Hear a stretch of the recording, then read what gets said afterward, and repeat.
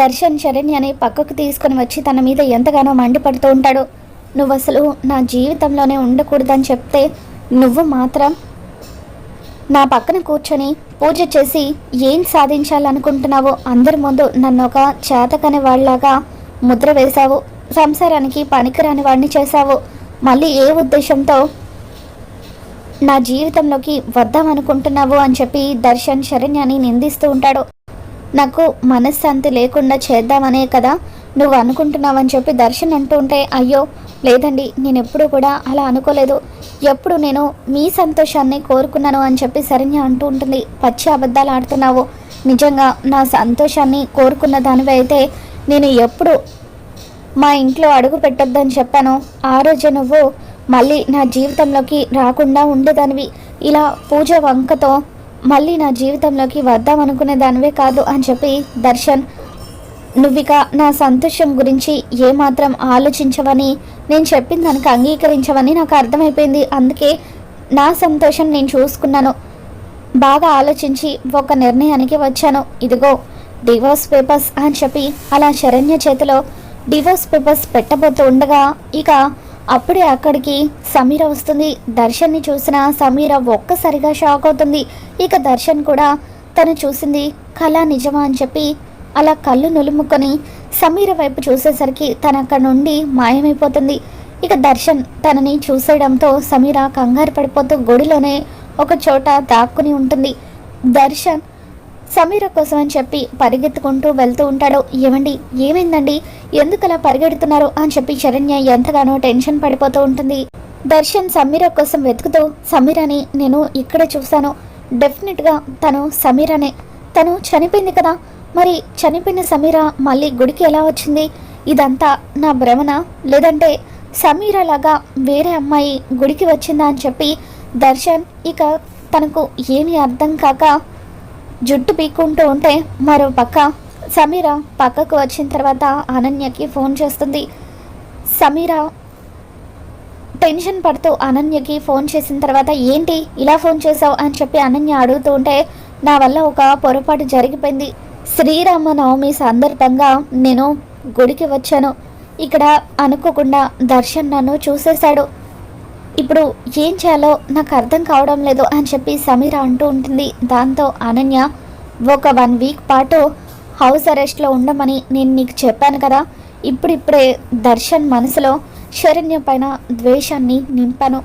శరణ్యని దర్శన్ పూర్తిగా అసహించుకుంటూ తనకి విడాకులు ఇచ్చేంత వరకు వచ్చేశాడు. వాళ్ళిద్దరికీ విడాకులు మంజూరైతే నిన్ను ఇంటి కోడలుగా తీసుకువస్తానని నీకు మాటిచ్చాను కదా, అప్పటి వరకు ఆగలేకపోయావా? ఇప్పుడు దర్శన్ కళ్ళల్లో నువ్వు పడడం వల్ల నువ్వు బతికే ఉన్నావన్న విషయం దర్శన్కి తెలిసిపోతుంది.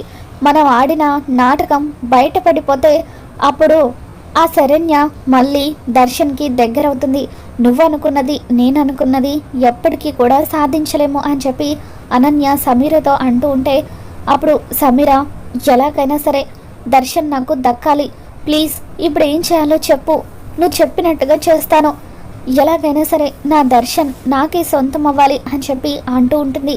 ఇక దాంతో అనన్య, సరే ఒక పని చెయ్యి, నువ్వు అక్కడే ఉండు, నేను ఇప్పుడే అక్కడికి వస్తున్నాను, ఈ విషయాన్ని ఎలా కవర్ చేయాలో అంతా కూడా నేను చూసుకుంటాను అని చెప్పి అనన్య అంటూ ఉంటుంది. ఇక అలా అనన్య ఫోన్ పెట్టేగానే అనన్య మాట్లాడిందంతా కూడా ఆనంద వినేస్తుంది. ఇక దాంతో అనన్య ఎంతగానో టెన్షన్ పడిపోతూ ఉంటుంది. చెప్పవే, మళ్ళీ నా కోడలి విషయంలో ఏం కుట్ర చేస్తున్నావు? దర్శన్ శరణ్యకి విడాకులు ఇవ్వడం ఏంటి అని చెప్పి ఆనంద అంటూ ఉంటుంది. ఇక దాంతో అనన్య, నేను అనడం కాదత్తయ్య, దర్శనే శరణ్యకు విడాకులు ఇవ్వడం కోసం అని చెప్పి నిన్న రాత్రి లాయర్తో కూడా మాట్లాడాడు.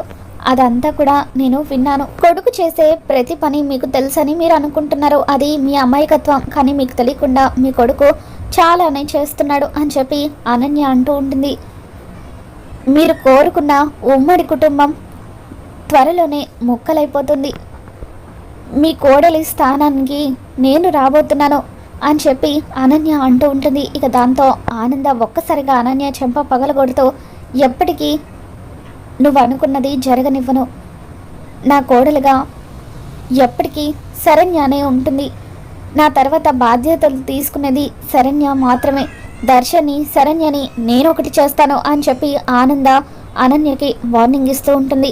నువ్వు మాట్లాడింది ఆ సమీరతోనే కదా, ఆ సమీర చేత నిజం ఎలా కక్కించాలో, దర్శన్ మనసులో ఉన్న అపార్థాలను ఎలా తొలగించాలో నాకు బాగా తెలుసు అని చెప్పి ఆనంద అంటూ ఉంటుంది. ఇక ఆ తర్వాత ఆనంద దర్శన్ దగ్గరికి వస్తుంది. నాన్న దర్శన్, ఏమైంది నాన్న, ఎవరి కోసం వెతుకుతున్నావని చెప్పి అంటూ ఉంటే, అమ్మ సమీర బతికే ఉందమ్మా, ఇప్పుడు తను గుడిలో కనిపించింది అని చెప్పి అంటూ ఉంటే, ఇకప్పుడు అనన్య అక్కడికి వచ్చి, ఏం మాట్లాడుతున్నావు దర్శన్, చనిపోయిన సమీర బతికే ఉండడం ఏంటి, సమీర చచ్చిపోయింది అదే నిజమని చెప్పి అనన్య, నువ్వు సమీర ఆలోచనలో నుండి ఇంకా బయటకు రాలేకపోతున్నావు కదా, అందుకే తను బతుకున్నట్టుగా నీకు అనిపిస్తుందేమో. శరణ్యని నువ్వు భార్యగా అంగీకరించలేకపోవడానికి కారణం నువ్వు సమీరని ప్రాణం కంటే ఎక్కువగా ప్రేమించడం. సమీర నిన్ను అంతలా ప్రేమించింది, నువ్వు కూడా సమీరని అంతలా ప్రేమించావు, అందుకే చనిపోయిన తన రూపం నీకు కనిపిస్తుంది అని చెప్పి అనన్య కావాలనే దర్శన్ మైండ్ని డైవర్ట్ చేస్తూ ఉంటుంది. ఇక దాంతో ఆనంద, ఈ అనన్య చెప్పేదంతా అబద్ధం దర్శన్, సమీర బతికే ఉంది అని చెప్పి అంటూ ఉంటుంది. దాంతో ఏంటమ్మా నువ్వు చెప్పేది నిజమా, సమీర బతికే ఉందా అని చెప్పి అంటూ ఉంటాడు. అవును నాన్న, ఇప్పుడే నీకు ప్రూవ్ చేస్తాను అని చెప్పి ఆనంద ఒక చోట దాక్కుని ఉన్న సమీర చెయ్యి పట్టుకొని దర్శన్ ముందుకి లాక్కొస్తుంది.